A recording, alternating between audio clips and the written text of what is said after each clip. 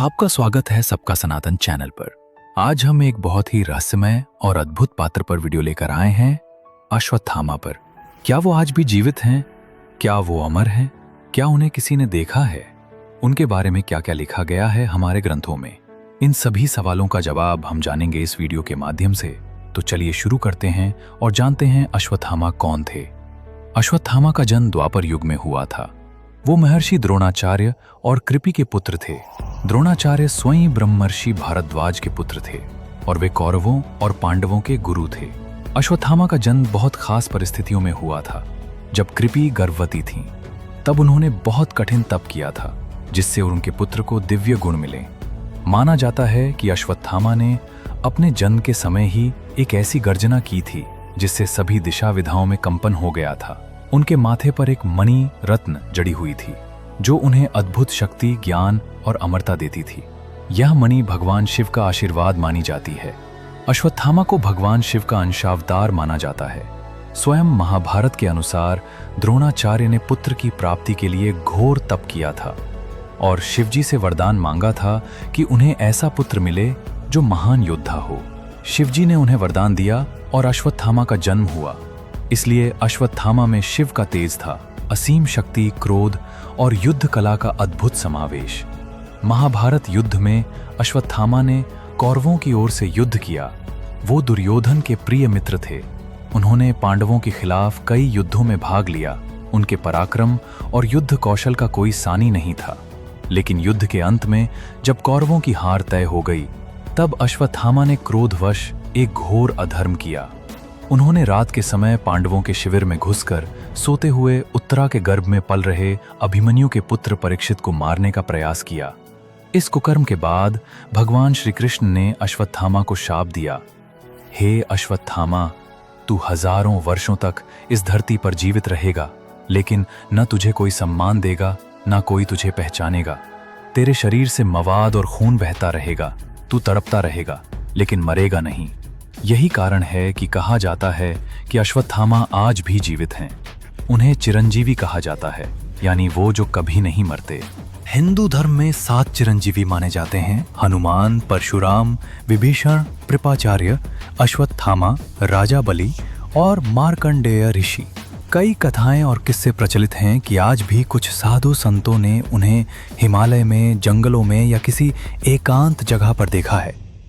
मध्य प्रदेश के बुरहानपुर, उत्तराखंड के टनकपुर और गुजरात के कुछ क्षेत्रों में ये दावा किया जाता है कि वहां लोग अश्वत्थामा से मिल चुके हैं। कुछ कहानियां तो ये भी कहती हैं कि वो आज भी एक मंदिर में पूजा करने आते हैं और फिर गायब हो जाते हैं। उनके शरीर से दुर्गंध आती है और माथे पर लगी मणि अब नहीं है, क्योंकि वो श्री कृष्ण ने उनसे ले ली थी। श्री कृष्ण के इस निर्णय के पीछे गहरा संदेश छुपा था।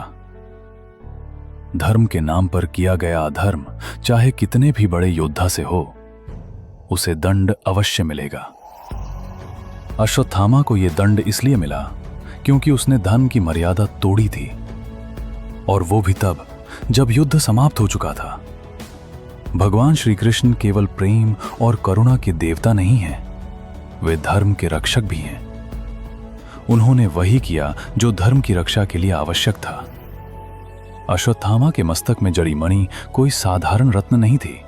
ये मणि उसे रोगों से दूर रखती थी, अदृश्य ऊर्जा देती थी, उसके शत्रुओं को भ्रमित करती थी, उसे अद्वितीय बल प्रदान करती थी। इस मणि को भगवान शिव का आशीर्वाद भी माना गया है। लेकिन जब अश्वत्थामा ने अधर्म का साथ दिया, तब वो मणि भी उससे छीन ली गई, जिससे यह सिद्ध होता है कि असली शक्ति धर्म में है, रत्नों में नहीं। यह प्रश्न बहुत गूढ़ है। कई संतों और शास्त्रों की मान्यताओं के अनुसार अश्वत्थामा जब अपने अपराधों का प्रायश्चित पूरी तरह कर लेंगे, तब उन्हें मोक्ष मिलेगा। कुछ पुराणों में यह भी संकेत है कि कलयुग के अंत में भगवान कल्कि अवतार के सामने अश्वत्थामा उपस्थित होंगे और उन्हें मार्गदर्शन देंगे। अब सुनिए, भारत में कई स्थान ऐसे हैं जहां लोगों ने दावा किया है कि उन्होंने अश्वत्थामा को देखा है। ये घटनाएं न केवल लोक कथाओं तक सीमित हैं, बल्कि कुछ तो इतिहास में भी दर्ज हैं। बुरहानपुर, मध्य प्रदेश। यहाँ एक पुराना किला है, असीरगढ़ का किला। कहा जाता है कि यह स्थान अश्वत्थामा की वर्तमान निवास स्थली है। स्थानीय लोगों और साधुओं का मानना है कि अश्वत्थामा आज भी यहाँ स्थित शिव मंदिर में हर सुबह पूजा करने आते हैं। पुजारियों के अनुसार सुबह जब मंदिर खोला जाता है तो मंदिर की ताजगी, फूलों की स्थिति और चंदन की लिपाई देखकर लगता है जैसे कोई अदृश्य साधक वहां पूजा कर गया हो। टनकपुर, उत्तराखंड। यहाँ के जंगलों और पहाड़ों में कई साधुओं ने एक लंबे तपस्वी पुरुष को देखे जाने की बात कही है, जिनके शरीर से मवाद निकल रहा था, माथे पर घाव था और वो किसी से बात नहीं करते थे। लोगों का मानना है कि वही अश्वत्थामा थे। गिरनार पर्वत, गुजरात। यहाँ की गुफाओं में तप कर रहे संतों ने भी एक अलौकिक पुरुष के दर्शन की बात कही है, जो अचानक आते हैं और गायब हो जाते हैं। उनका शरीर सामान्य मानव जैसा नहीं होता। ब्रिटिश शासन के दौरान भी कई अंग्रेज अधिकारियों ने असीरगढ़ के किले में कुछ अजीब घटनाएं रिकॉर्ड की थीं। 19वीं सदी के एक कलेक्टर ने अपनी डायरी में लिखा था कि वहां एक विचित्र व्यक्ति रोज सुबह मंदिर में आता है, लेकिन कोई उसका चेहरा ठीक से नहीं देख पाया। उस समय यह बात भी फैली थी कि वो व्यक्ति न तो बीमार होता था, न मरता था और न ही कभी किले से बाहर जाता था। कुछ सैनिकों ने उसका पीछा करने की कोशिश की, लेकिन वह अचानक अदृश्य हो गया। जिन लोगों ने अश्वत्थामा को देखने का दावा किया है, उनके अनुसार उनके शरीर से लगातार मवाद और रक्त बहता है, माथे पर गहरा घाव होता है, आंखों में तेज है, लेकिन चेहरा दुख से भरा हुआ। वो लोगों से दूर रहते हैं और किसी से बात नहीं करते। यह सब उस शाप के प्रभाव माने जाते हैं जो श्री कृष्ण ने उन्हें दिया था। कुछ पुराणों के अनुसार जब कलयुग का अंत निकट होगा और भगवान कल्कि का अवतार होगा, तब अश्वत्थामा उनका मार्गदर्शन करने के लिए उपस्थित होंगे। वो अकेले ऐसे योद्धा होंगे जो द्वापर युग से कलयुग तक जीवित रहेंगे, एक ऐसे साक्षी के रूप में जो धर्म, अधर्म, शांति और विनाश सब कुछ देख चुका होगा। अब सुनिए। हिंदू मान्यताओं के अनुसार चिरंजीवी वे लोग हैं जिनका जीवन काल सामान्य मानवों से बहुत आगे है। ये लोग न तो बूढ़े होते हैं न मरते हैं जब तक इनका कार्य इस धरती पर पूरा नहीं होता। अब जानिए कौन हैं ये चिरंजीवी। अश्वत्थामा महाभारत के अमर योद्धा, भगवान शिव के अंश अवतार। उन्हें श्री कृष्ण से शाप मिला था कि वे अमर रहेंगे, लेकिन पीड़ा और एकांत में। विभीषण, लंका के राजा रावण के भाई, जिन्होंने राम का साथ दिया। उन्हें श्री राम ने अयोध्या के राज्याभिषेक के समय अमरत्व का वरदान दिया। हनुमान जी, भगवान शिव के 11वें रुद्रावतार, श्री राम के परम भक्त। वे आज भी जीवित हैं और जहां जहां राम कथा होती है वहां वे गुप्त रूप में उपस्थित रहते हैं। कृपाचार्य, गुरु द्रोण के समकालीन और कौरवों पांडवों के शिक्षक। युद्ध के बाद वे जीवित रहे और आज भी अमर हैं।